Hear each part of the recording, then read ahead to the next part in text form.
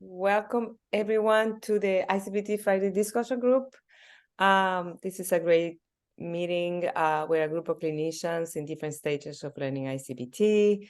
And this is a great space for us to learn from each other, share our knowledge, our difficulties, and refine our skills in delivering and supporting our clients dealing with OCD using I-CBT. So thank you everyone for coming and putting us in the schedule. My name is Silvina Levene. I have a private practice in New Jersey, providing evidence-based treatment for OCD and anxiety disorders. And I am one of the co-facilitators for these discussions, along with Mary Hashborough and Margaret McCall. And today we have a very special presentation on the agenda. Dr. Karan Lam and Angela Jones-Henry will be presenting on I-CBT on the treatment of children and adolescents. In today's presentation, Karan and Angela will be addressing research and assessment considerations, as well as how to best adapt the I-CBT protocol according to developmental stages when treating minors. I would like to mention that we will welcome all attendees' participation in today's discussion after the completion of the presentations. You may unmute and ask questions or make comments directly, or you may post your questions in the comments section on the chat. Either way, we will get to, hopefully we will have enough time to address comments or questions anybody may have. I also would like to remind everyone that today's meeting will be recorded and posted on the I-CBT website for public viewing. So when you ask questions or share share information, make sure that you don't share identifiable information for potential clients, as they can find themselves in the recording. So without further ado, I would like to give the floor to the presenters to introduce themselves. And we will proceed with the presentation after that. So Karan, would you like to begin? Thank you, Sylvie. My name is Dr. Karan Lam. I'm a licensed psychologist in the state of Florida, and I have a private practice. I also am a clinical supervisor for the University of South Florida. I am active in my state's psychological association, so I'm the president of the local area for the Florida Psychological Association. And I've been working in the OCD field for over 20 years. I started with the Johns Hopkins OCD Family Study, and I have been really passionate about this work. I enjoy this work. It's a field that is personal to me, and I really am looking forward to this presentation. And I'm super happy to be doing it with my friend Angela Henry. Oops, Dr. Lam. I'm Angela Henry. I run a private practice in Indiana, and started out in private practice really specializing in kids with challenging behaviors. And then I moved on to working also with tics and Tourette syndrome, BFRBs, anxiety, and some different things. And now working primarily with children and adults with OCD, anxiety, and some of these other pieces.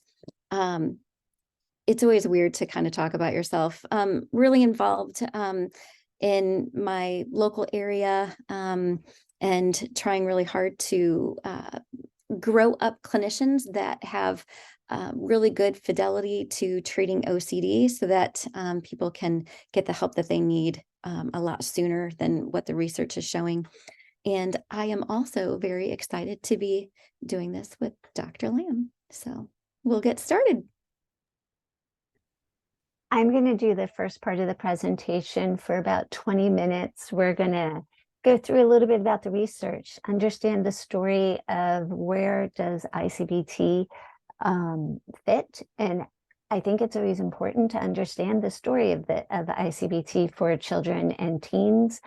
So here are some of the questions that we're looking forward to addressing. Does inferential confusion happen with kids and teens? Why do we need further studies on this? How can we change it up? Do we need to change it up? Can we take an adult model and apply it to children and teens? And so, yeah, Angela's in control of the presentation so that we could just give you all one of them.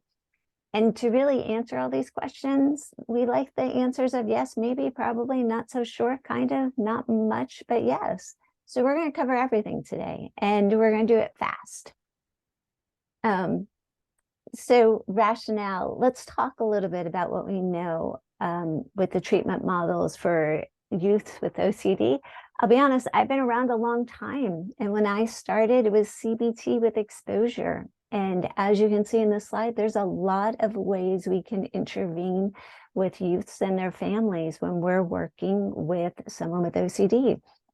Are we using something like SPACE or the supportive parenting program so that we can really help those parents that are accommodating and see their child's OCD? We're going to talk more about that with the research. Do we need to really think about our first line treatments? A lot of the research that we're going to discuss, it's on children and teens who have not responded to exposure and response prevention. And that's an important factor here, because if we think of CBT with ERP as the first line treatment model for youths, this is typically what we're looking at: once a week treatment, or if it's an intensive program, we're going to look at 90-minute sessions several times a week. We're going to look at, if it's severe symptoms, medication plus treatment. But who does it not fit? And when we're looking at our treatment models, we're really going to be looking at some of these other factors: severity of symptoms, level of impairment, age matters. Is a child's age going to impact how they're going to respond to our treatment model? For sure. Insight. If we're using a behavioral model, where do we need the insight to be? If we're using a cognitive model, where do we need that child's insight to be? We have to look at comorbid factors. Angela is going to talk more about comorbidity with children, because are we looking at a skill deficit for this kid, or are we looking at an ability deficit? That's going to shift our model around a bit. Sensory profile. Early on, if you joined early, Mary was talking about how sensory can really play a role in the OCD presentation. Is this a neurodivergent individual? So would we want to do some adaptations? Never underestimate a very tired family. Accommodations and exhaustion. How's that? Can they really follow the model? And what should we do about that as clinicians? So these slides are really here to say sometimes how we decide on what treatment we're going to do for youths is based on a lot more than this child has OCD. We look at all of these. We really have to assess, is this a treatment naive client, or is this a treatment experienced client?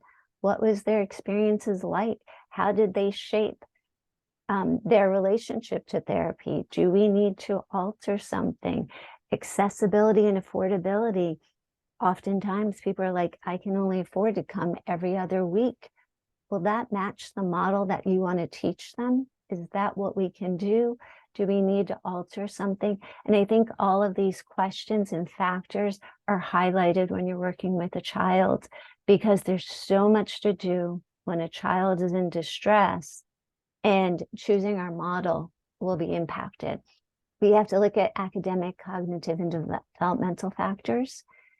Angela's going to talk a little bit more about this, but something we do know, we notice the differences in content for children. Children tend to, for OCD, have content focus on catastrophic themes. They tend to be focused on death, illness, harm to self or others. Teens, when we look at the research, their themes tend to be more religious-based and sexual-based. Does not mean that they cannot have other themes, but we do notice that delineation.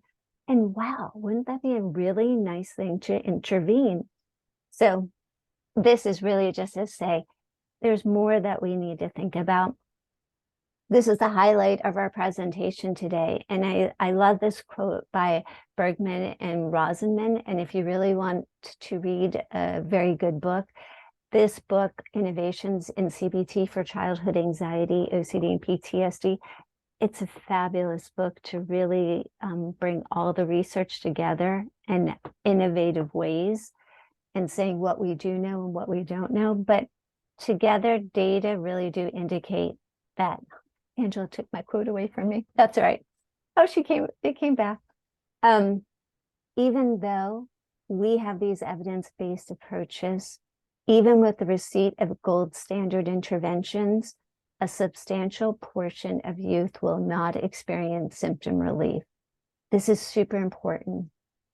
Sometimes up to 50% of youth will not really receive symptom relief in the way that we think we could do.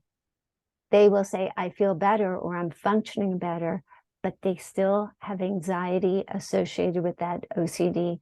And I think that really gives us room to say, hey, let's look at the research. What can we do better, and where do we need to do better? Okay. So we come in peace, we come together in exploration.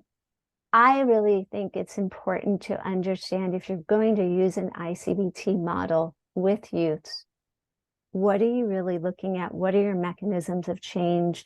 Is it pathological doubt that you're targeting, inferential confusion, weak introspection, or insight? And can I measure that? Do I really know if I'm helping a kid? Well, it starts with, do children really have inferential confusion? Yes.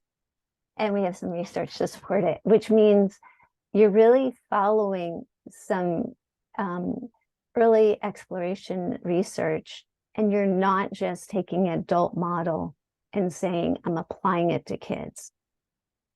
Can we measure inferential confusion in children? Yep. And Angela's she's being so helpful. Honestly, this is so hard to know when to change the slide for somebody, so I appreciate it. We want to really look at what is our goal of treatment, and are we doing an adaptation of ERP when we're adding I-CBT, or are we doing a different model? We're doing a different model. However, if a child is really in distress, and that's what those earlier slides were about, if a child's in distress, is I-CBT the right model at the right time for this family? Well, you've already gone through your decision tree, and if you've decided yes, let's see why you've decided yes. Now you can change the slide. Thank you. I want to really give a shout out that the research in children is emerging. However, since 2014, there have been these wonderful researchers who've been doing their dissertations and studying I-CBT in youth. It's been around for a while. We just don't have enough research. And so anyone on this call, we have 37 people. So if 36 of you have a lot of money and want to throw it into research, I'm certainly happy to have you go on this ride, because we need more research here. Let me tell you about some of these studies, because they're super important. What this study was specifically looking at is, hey, what do we know about inferential confusion? And is there any correlations to this idea of doubt? If I-CBT is really focused on primary doubt or pathological doubt, well, then we should be able to see this in a youth population. And what they found is absolutely, yep, sample size is small, it's 25, okay? We're not going to go crazy with the research, we're going to keep it where it is. But it did show a correlational link between severity of inferential confusion and the severity of doubt, which tells us doubt matters for our youth with OCD, right? It's really starting here to say, maybe we should pay attention to this. And I'll come back to this at the end when I look at ERP and I-CBT. Higher levels, oh, could you go back, Angela? Thanks. Higher levels of inferential confusion also correlate to the more likely a teen doubts themselves. If we have youths and teens who are doubting themselves, then guess what happens? They are going to really get into doing more compulsions, relying on compulsions, which is going to be a positive reinforcement, and not actually learning to observe their worlds. We want to really intervene to help them go back to trusting their judgment, trusting the world that they see in front of them, instead of really relying on compulsions. It's like a really important component here that's seeing this correlation, not causation, but correlation. We also learned that low levels of introspection and high levels of inferential confusion are seen in kids. A lot of times kids might not be able to say, why do you think this? What's going on here? What's the story for these compulsions? But we can grow introspection. We can grow insight. That's one of the things we're going to talk about later, why it's so important in this work to really assess insight throughout if we're using cognitive model. Okay. Here's a little bit more. If I've ever had a conversation with you, you'll know this is like my area of interest right here. Giving parents the inferential confusion questionnaire and seeing their own inferential confusion when their kid has OCD is really interesting to me.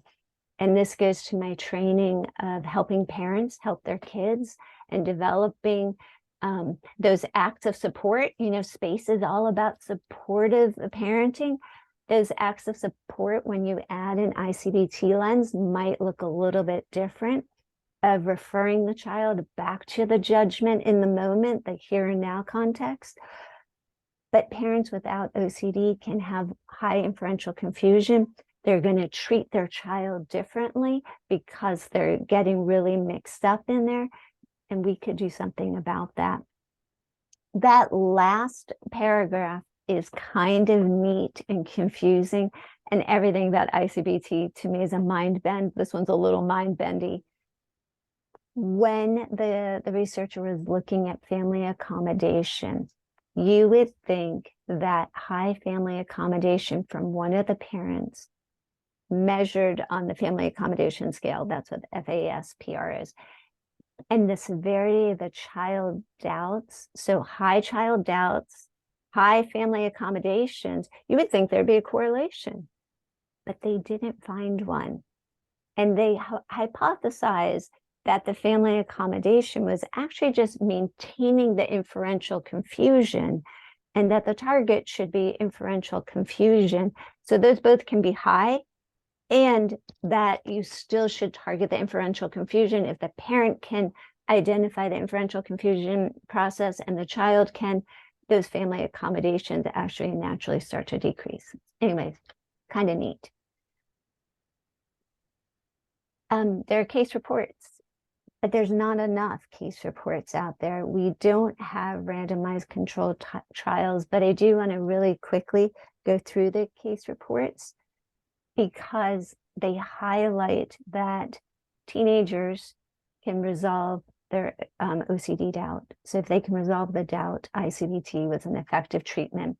In each of these cases, these were kids that went through a CBT protocol and they still had remaining symptoms. So they were asked to be in an I-CBT pilot program, basically.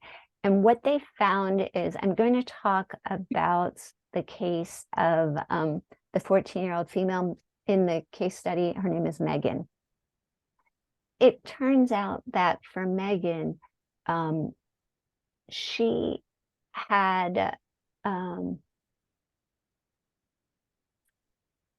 Megan's story was important because she had a sibling who was very ill, and they had contamination in the family. They had to say, hey, Megan, you have to be really careful with hand washing. You can't bring home germs. Your sibling can get injured. And so Megan's contamination, what they noticed was very much influenced by the family dynamic that was going on, a real situation However, OCD was one of the developing factors. So when they went through the protocol, they really had to work on the reasoning of the OCD argument, identification of that vulnerable self theme, and reality sensing, and really like took a lot of times with trusting yourself.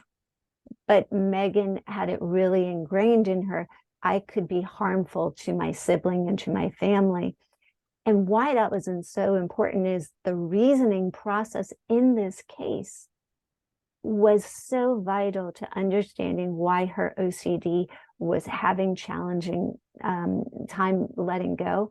And what you notice is over 16 treatment sessions, her SIBOX started at 18, it reduced, and over time, it reduced even more when treatment was over and she was maintaining the skills she learned in I-CBT. So I really think this highlights how our work can help kids over time, even when we're not working with them anymore, because we've taught them some skills there. And then the next case study, this was a young man who really had that anthropomorphic storytelling that objects could feel it if they were being thrown away. They would be sad, they would feel, and the I-CBT lens was really working with this young man to see that he was the one who was generating the feelings and putting them onto objects. And you will see this young man went from a SIBOX of 30. He was hoarding and collecting and avoiding, and it was really impacting his life, to a SIBOX of 0. And that's what we call complete remission. And at 8 months follow-up, he was able to maintain that complete remission. But it was the story, and that was super important. There's a current ongoing study right now with one of our friends, Luke Webers. I love all these international names that I mispronounce. But he does have an active study going on for use with I-CBT. So I want to give him a shout out because he's doing something fabulous. And if you want to know more, then there's Luke's information. So on to the next slide. Do we have ways to measure and assess inferential confusion in youth? We sure do. The standard way is just looking at the SIBOX.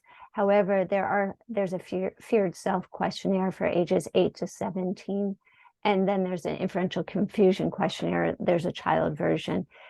These are not easily accessible, but I think when you ask the right people, you can find them. But what we do notice is they can give you some good guidance, and we do already have measures of insight, and so we can assess these different things. And there's people have done the work. This is just reminding us that teenagers in particular, if you really look at it, dysfunctional cognitive beliefs are crucial to the onset and maintenance of OCD.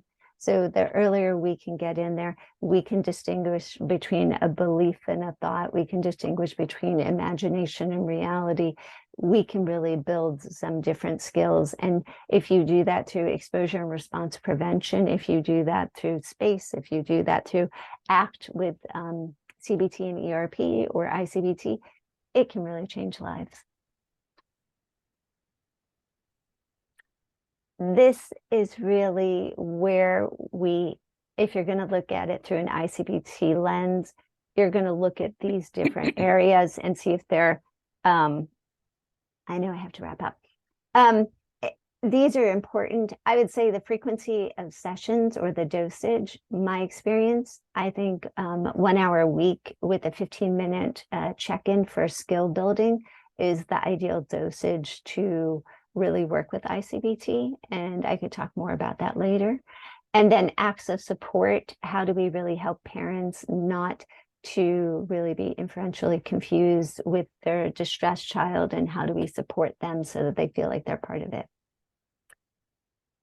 And this is really what we're highlighting, all the different places of where we can intervene, why there may be some really important reasons why we want to go after the obsessional doubt and resolve that to the best of our ability.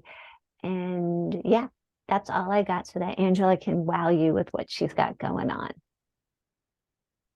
All right, we'll keep going. Dr. Lamb, you did a great job. Thank you. Thanks for giving us all this current research and preparing so much so that you can help us move the ball forward and help us learn. So we're going to talk a little bit about assessment tools. So you're most likely familiar with these assessment tools, but just in case that you are needing a good, robust list all in one place, perhaps this will be helpful.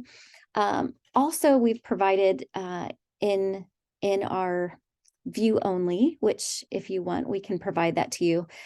We have a lot of hyperlinks. So this will take you directly to the scales if you're needing that. And I honestly don't know the right people to ask, Dr. Lamb. So I need to figure out how to get that child inferential confusion questionnaire. So You know me. I can hook you up. okay. All right. So we've got the scales, we've got the assessment and screening tools, and then also at the bottom are some more general mental health child screenings to assist you as well. And now we're going to talk a little bit about differentials and comorbidities with kids and teens. And I know this isn't specifically an I-CBT talk, but I wanted to provide some information just a little bit on differentials and comorbidities with kids and teens, just generally, since we're all kid people mostly on here. So differential diagnoses. So we know that there's a lot of disorders that can mimic OCD, and sometimes it's really tricky to tell them apart.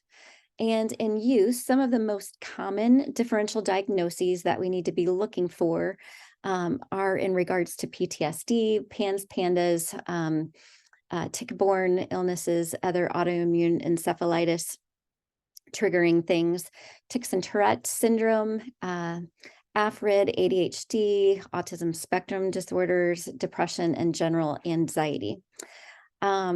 So I've included a lot of slides. I don't know that I'll go through them all depending on time.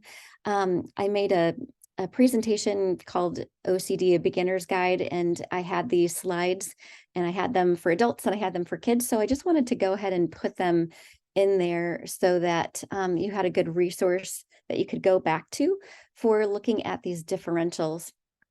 But just a couple of the big ones. So if we're looking at OCD versus generalized anxiety disorder, you can think of it as, anxiety is present in both of these things, but in OCD, it's typically not about real life things. And in GAD, it typically is about real life issues. In OCD, the doubts kind of stick to an overall OCD theme. And in GAD, it's kind of like they change a lot. It's kind of like whack-a-mole. What's it going to be today? So you might think of it like this, and every slide has the, hey, let's think of it this way or that way piece to it. So in OCD, maybe a meteor could land on my head in the next 5 minutes versus in GAD, I see bad weather coming. What if there's a tornado? So you'll notice that one is really not about real life events, and the other one is. We'll look at just a couple more, and then I'll have you guys go back on your own if this is helpful to you and you can have it as a resource. But what about OCD versus depression? So both of them have negative thinking and ruminations at times, but OCD focuses on the negative within the OCD theme, and depression tends to focus more on the self and the world and the future and goes outside of those OCD themes. So it might sound like this. I love my dog and care for him really well, but what if I stabbed him? Versus, my dog hates me just like everyone else in my life. So you'll notice that there's fear and worry and doubt, and the negative emotion focused on the self. So I think I'm going to go ahead and we've got them on, let me go back. We've got them for tics. We've got them for impulse control challenges. And when we're talking about impulse control challenges in this one, we're talking about more BFRBs, different things like that. But then we also go into OCD versus ADHD, how to distinguish those, OCD versus autism spectrum disorders, OCD versus, this actually I have to put a disclaimer on there. I can't see everyone who is on the call right now, but if Dr. Wagner, if you're out there, we all know we don't diagnose youths under 18 really with delusional disorders, but Dr. Wagner was really curious about this one, so I added this from my adult slide. So there you go. Common comorbidities.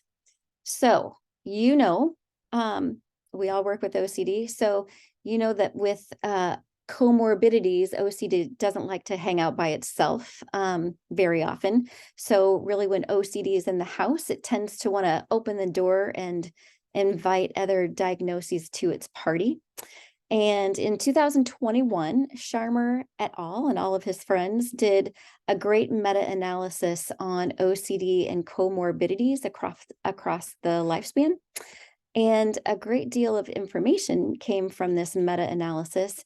But some of the biggest takeaways involving OCD and youths are that 2/3 of adults and children with OCD typically have another comorbid disorder. And in children, anxiety ranked as the highest comorbidity. And some of these other comorbidities you can see, but they're going to be including ADHD, autism spectrum, depression, tics, Tourette syndrome, learning disability, challenging behaviors, some sleep challenges, and other OCD related challenges. But this is why, when we're doing those screenings and assessments that we talked about earlier, it's really imperative with kiddos that we're screening for neurodevelopmental disorders, anxiety, and other OCD related challenges. So Dr. Lamb did a great job talking about, how do we know when a kid is ready? Like, what is the research saying? And there's a lot of great information that she helped us understand so we can bring our best wisdom to the table when we're trying to decide, whether or not to use I-CBT or to use it in conjunction with another modality or use a completely different form of treatment, or, what are we doing with the child or youth that's in front of us? And so as we're moving forward, we're kind of under the idea that we've already decided to go ahead and use I-CBT then with a child or a teen. And, the next thing that we have to do is really to piece out the child's readiness. And we can look at a few models. There's a few places that we can go to look and try to ensure this.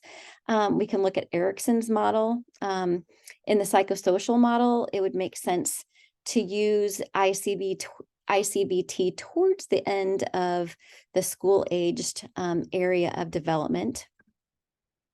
We can also look at Piaget in terms of cognitive development. I would be pretty hesitant to use I-CBT even at the end of the pre-operational stage, even though it ends at age 7, but would feel more comfortable as the child heads into the more concrete operational stage and beyond, really. But even more than looking at Erickson or Piaget, we really know that kids under 6, and you'll notice with Dr. Lamb's studies that she showed, like even though that small study with 25 people, I noticed in the presentation, Dr. Lamb, that it started at age 8. So, under the age of 6, kids are having a pretty difficult time differentiating between imagination and reality. And even though that youth might really start to have the ability to differentiate between the two, we have to really make sure that they're understanding I describe it as the cognitive tongue twister. I can't remember, Dr. Lamb, how you described it, but just how challenging it can be as kind of like a cognitive tongue twister to understand all the different components in inferential confusion and the reasoning process that goes with it. So we really want to make sure that kids have the metacognitive ability in their observing their own reasoning and reasoning process before we move on. We really need to look at that prefrontal cortex to see what that frontal lobe is doing and where we really are in that development. So if we think, okay, I think they're ready, there are a few more things that we can do. to help make sure they're going to get it. And some of the few kind of things that we can do that are a little bit more creative. And some of this comes from, Bronwyn's work, using different pictures to tell stories.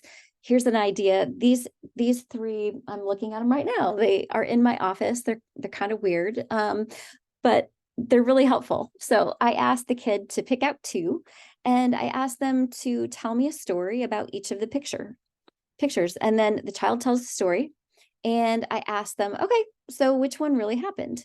And if they say none of them, I'll say, great. So tell me why. And I listen to their reasoning process. And then if they say none of them, ask them, to tell you why. If they say all of them happened, then you're going to be thinking, all right, I better not move on to I-CBT. Dr. Lamb tends to use, and you can attest to this or speak into this if you want, Dr. Lamb, too. But she uses the floor is lava, and this is a super fun one. So if I fall on the floor, and we're talking about, hey, let's play the floor is lava, and I say, okay, if I fall on the floor and the floor is lava, what's going to happen to me? If the kid says, nothing, Miss Angie, you're so silly, then okay, they're understanding a little bit more. If they're saying, you're going to burn into 1,000 deaths, we might think, okay, they might not be ready. So if they are ready, and we are going to use this protocol or pieces of the protocol or supplement with this, and whether you're using I-CBT or you're using ERP or whatever the modality is, when you are working with kids, what do we need to do?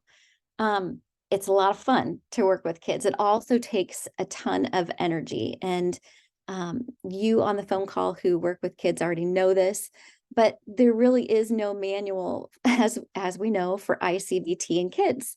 So just like the rest of these beautiful resources on the I-CBT online website, we really all had to come together as an I-CBT community to help create resources that are now available in helping our clients.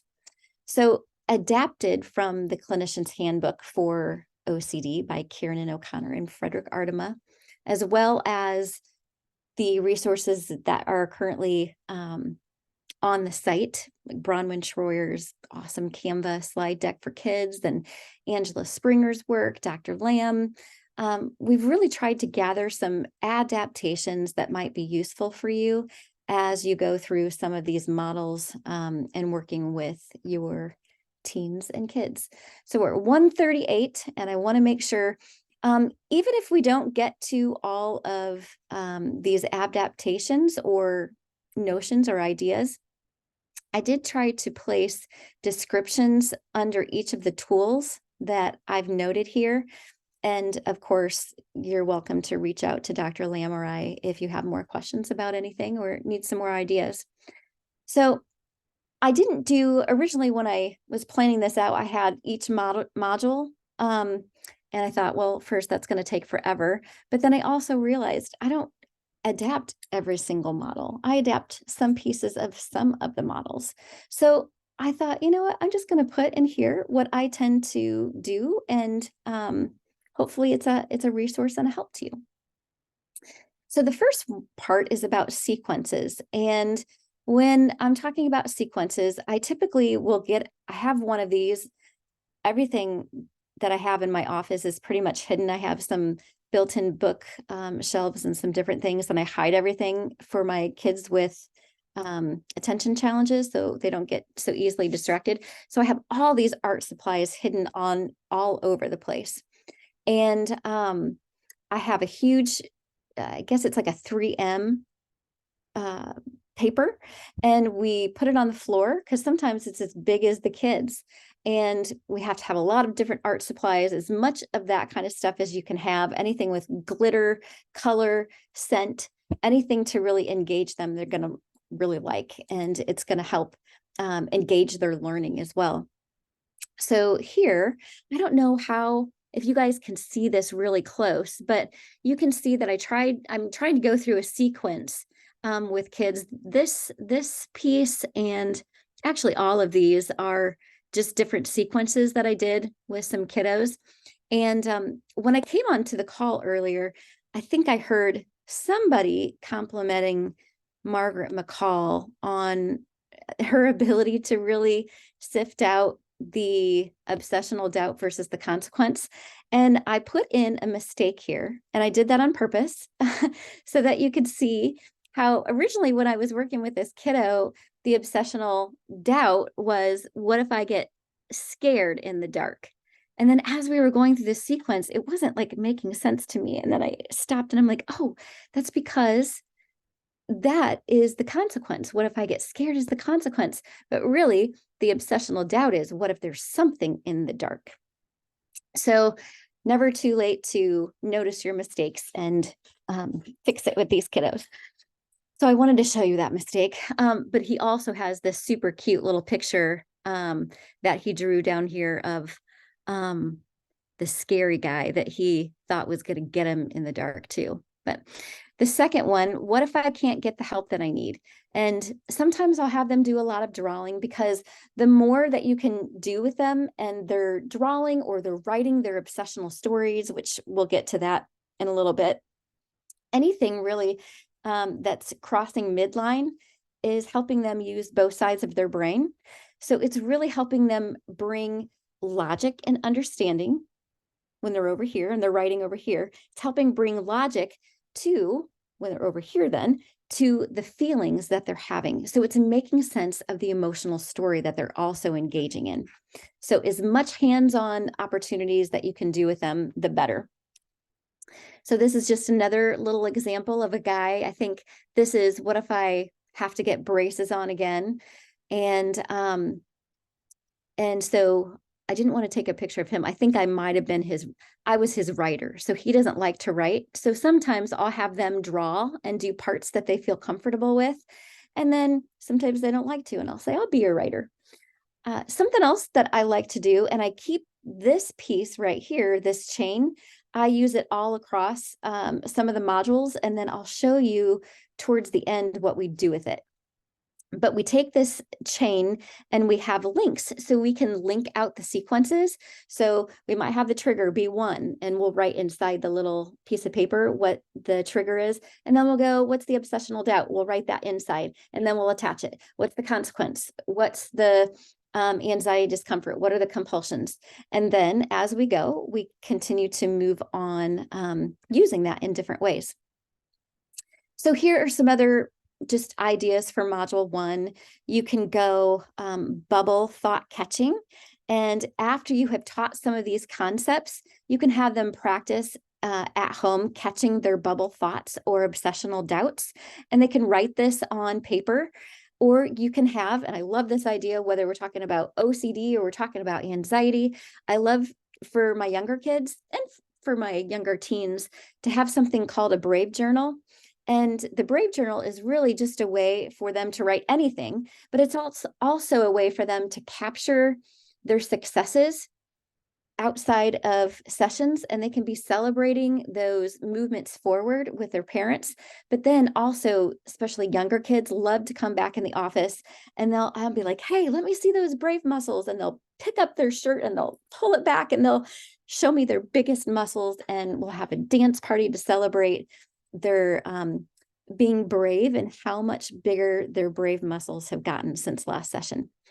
The part down here, this is really from Angela Springer's work. And early on, she had the concept of having baking be parts of module 1 and module 2. And then when you bring out the sequence and you write the obsessional story and you put all of the reasoning pieces into that, then out comes a cake. And that's your obsessional story. So I wanted to make sure that I gave her credit, and it's a great idea for kids who are hands-on. Here's a copy of that blank paper that I was talking about. Of course, you can use Bronwyn Schroyer's great slide deck. I use that a lot. I've also hyperlinked that in here for everybody. You want to try to keep your artwork so that you can add to it if you need it. I tend to, especially in modules 1 through 5 or 6, tend to build on the things that are high interest areas for these kids. So when we're finding the logic, I use different pieces. So really do like to use these 3M papers a lot, kind of expensive, but you can see, I don't think you can see probably at the bottom, but I think Dr. Lamb was saying sometimes, developmentally, it really is hard for these kids to be able to say, what is the doubt? What is the worry? And some of the reasoning. And I think as we were doing this little kid wrote in here, it's hard to explain. And that's just another example. It is really hard to explain some of these things. So sometimes we do have to give some educated guesses and to help them. But we really want to stay in a place of curiosity with them, because if we're telling them what we think their narrative might be or their triggers or whatever, then it's not their story anymore. So we may have assumptions, but we really want to stay in a place of curiosity as much as we can. Dr. Lamb, also, you can speak into this too, but I think that you use Twister as a game to help identify logic behind the reasoning. You might have down here, when you're spinning, you might say, okay, what are some of those things that you've experienced, or what are some of the rules? And so you can have a fun way of moving through some of these things. If they're younger kids, you might pick something that they really enjoy doing or high interest area. So when you're trying to find the logic, you might use like a Cookie Monster. So what food does Cookie Monster? And you'll see how you could use this in other modules too. OCD is 100% in the imagination, irrelevant. What's the food that Cookie Monster needs to eat to stay alive? And then you write down from those 5 areas of logic and reasoning. And you can teach that in order for Cookie Monster to stay alive, he has to eat off the food of facts, rules, personal experience, etc. Without this food, Cookie Monster would die. And just like OCD lives off of this certain food. And so it's a kid-friendly way for them to kind of understand what that might look like.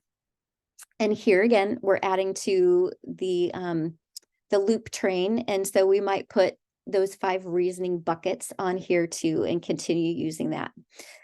For my older teens, I might say, hey, what's your favorite book? What's your favorite movie? What's your favorite piece of music? And I have them understand how the logic adds so much detail and persuasiveness to the OCD story. And, if you had a favorite, like let's say you loved Marvel, but in the Marvel movie, the movie was like 5 minutes long, and it basically said, bad guys come to town, wreak havoc, good guys come in, save the day, and game over. Good guys win, bad guys lose. That would be super, super boring. OCD doesn't like to be boring either. So it's going to add a lot of details. It's going to add a lot of reasoning to make itself feel very plausible and very real, in fact, that you feel like you have to do something about it. So I am going to go through just maybe a couple more, and then I'm going to have to let you guys go on your own and look through some of these. These are some of the most common vulnerable self-themes for kids. Not all that different from adults. They're just going to sound different. A couple ways to find some of these vulnerable self-themes. If kids are younger, you may have to put some of the most common ones like on Jenga. And here are some of them. And then you can set them up. And, as they're finding vulnerable self-themes that might make sense to them, you can set them aside. And then you can go back through them. And the ones that have a really felt sense, take a closer look at those and try to find the vulnerable self-theme that makes sense. You could also do that with bingo. The land of possibility and tale of two lands. Here are some different ideas. Again, floor is lava from Dr. Lamb. You can use Angela Springer's ideas. You can have the kids make up stories, and you could create this in your office where you've got this land, and then on another part of your office floor, you can have this land, and you can have stories, have them jump across. oh, okay, so was that story from the land of imagination? Jump to the land where it was from. And again, anything that's going to engage them into motion and artwork is going to help them solidify their learning. What do my senses say? You can play a game of what's in my hand using different 5 senses. You can have them draw pictures. You can have them look at pictures that they know what it already is and ask them through these obvious pictures, like down below, what makes sense here with this? These are obvious pictures. What are your senses telling you? What's your common sense? How do you know that's a giraffe? Just another way to get them to learn to trust themselves and what their senses are saying too. We've got some different story ideas, who I am and the real self ideas. Sometimes kids, here's that ring coming back. So after you're all done and you have all the rings attached to this, you may have them understand the real self and who they really are.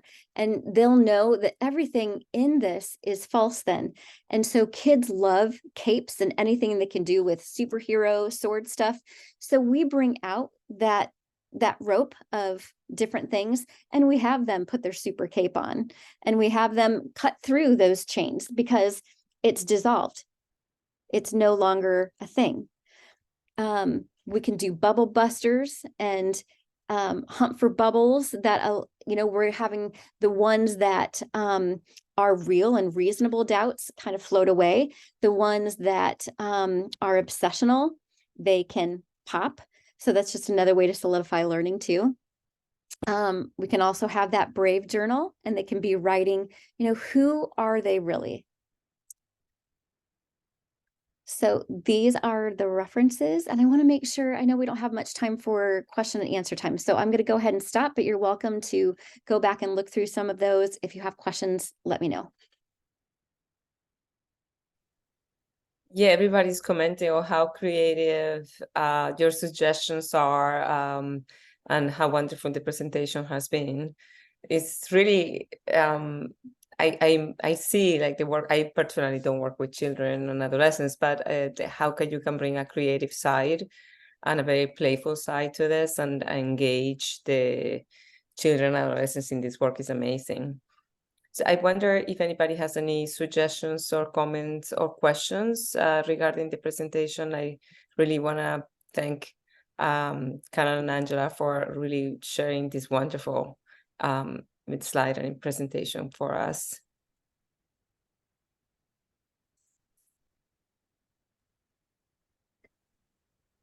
I'm just trying to... Oh, sorry. Yeah, You want to go? Nope, go ahead.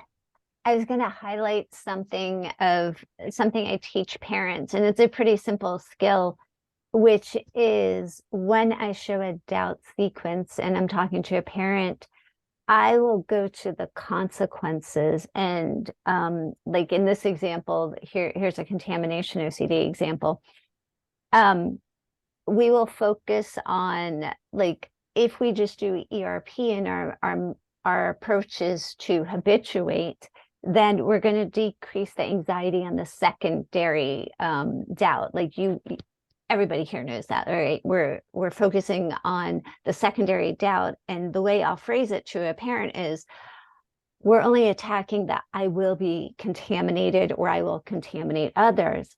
But what's really more important for your child is what happens right before there, because they think their hands are contaminated. That's what we're focusing. Their hands are contaminated and why they believe it. And if we resolve that, all that rest of stuff falls apart.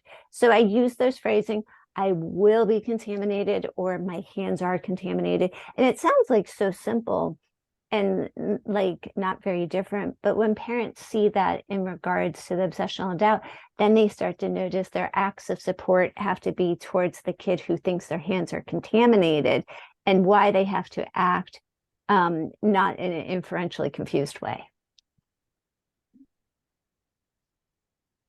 I can't tell from your faces if that makes sense or if you guys think that's a terrible idea. Okay, thank you. Dr. Lamb, will you, Mhm. there's a question. Evan is asking about an I-CBT kids consult group. Can you tell him about the one that you run? So we do have it, and I would not say I run it, but we have a group on Tuesdays, every other Tuesday. It meets at 1 o'clock Eastern time, and it is a great group of people. People have come in over, I think we've done it for over a year, and really people bring cases and we talk I-CBT and we talk the complexities of who the child is or the teen is. So anyone's welcome to join it. There's a really good group, and a lot of this presentation really came from learning from other people's cases too. So we just get a larger sample size. I also see that people are requesting if there will be a way to have a copy of the I-CBT measures for children. Yeah, I'm actually gonna, I just looked up the link. I think here's the view only. So you'll be able to go to the hyperlinks to all of it. Will that be helpful to the Canva? Yeah. Yeah, that's great. Is it okay if we post that in the like on the Facebook page as well? Yeah. Angie? Okay.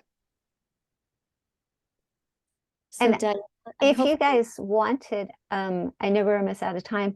Do you want to see what the I was going to pull up something for you.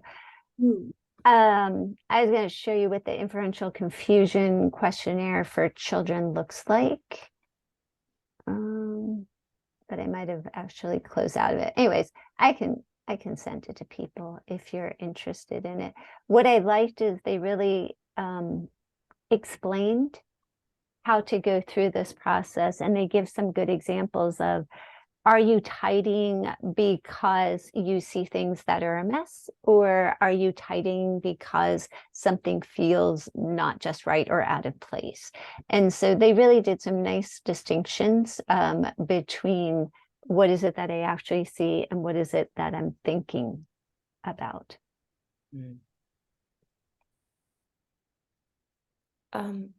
There's also a question regarding allowing parents to come into how much to allow parents to be part of the treatment, particularly with adolescents, and how to handle the piece when the adolescents don't want the parents in session, and how to address that. We might have different ways of doing things. Dr. Lamb and I don't know, but when it comes to kids, I usually have the parents in every single session because I want them to hear the learning and to be able to reinforce it at home. So like when we're talking about reality sensing, I'm teaching both of them.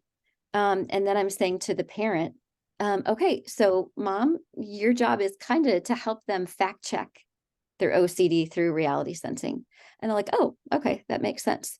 Or, your job is to ask them what senses could they be trusting right now that they're not, etc. So I really haven't had too many kids not want their parents in when it's OCD. I do have that happen when it's other things, but typically when it's OCD, I haven't had too much challenge with that. But if it is, then we'll have to talk about it and collaboratively work together and solve with a durable solution that makes sense. I think with shame and taboo, you probably will get more resistance. And so sometimes I always feel like you need the family circle somehow involved if you're going to change a domain, especially if a parent is inferentially confused too, or high on their own inferential confusion. And it may not be in session, but there's going to be a connection there.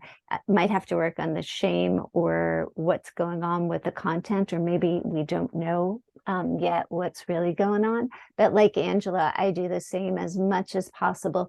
I'm going to try to see what can I do to change the environment to support the kid, and where are accommodations, where's parental exhaustions, what's the parental dynamic, and where's the anger in the family. And so, yeah, there's a lot to digest there, but I'm trying to get those worlds to overlap.